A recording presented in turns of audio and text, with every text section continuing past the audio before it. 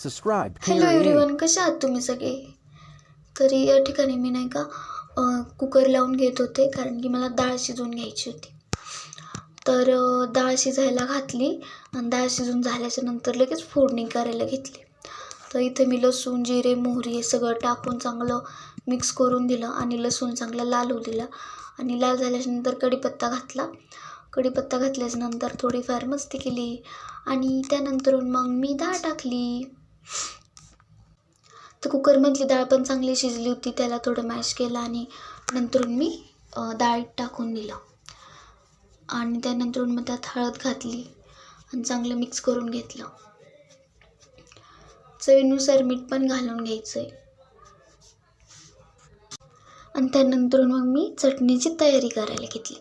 त्या ठिकाणी मी लसूण 2 पाकळ्या लसूण सोलून घेतलेला होता आणि त्याला चांगलं तेल टाकून परतून घेतलं. त्यानंतर लाल मिरच्या टाकल्या आणि लाल मिरच्यांना पण चांगलं परतू द्यायचं बरं का, नाही तर चांगलं नाही लागत.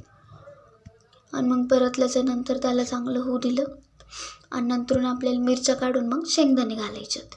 तर मग शेंगदाणे पण टाकले आणि त्याला पण चांगलं फ्राय होऊ दिलं, म्हणजे चांगलं असं भाजू दिलं. आणि चांगलं भाजू दिल्याच्या नंतर ना लई भारी लागतं बरं का, आणि तरच आपली चटणी चांगली होती. शेंगदाण्याला पण चांगलं फ्राय बी करायचं आणि मग ते झाल्याच्या नंतर ना त्याला ताटात काढून घ्यायचं. मग ते शेंगदाणे गार होईपर्यंत थांबायचं. गार झाल्याच्या नंतर मग त्याला नाही का आपल्याला चटणी बनवून घ्यायची. तर मग मी चटणी बनवून घेतली आणि आमच्या सानिकाला खूप लाज वाटत होती, तरी मी तिला कॅमेऱ्यामध्ये घेतलं. आणि त्यानंतरून मला चपात्या पण करायच्या होत्या, म्हणून मी पीठ मळून घेतलं आणि चपात्या पण केल्या होत्या. त्यानंतरून मग एक रील बनवली.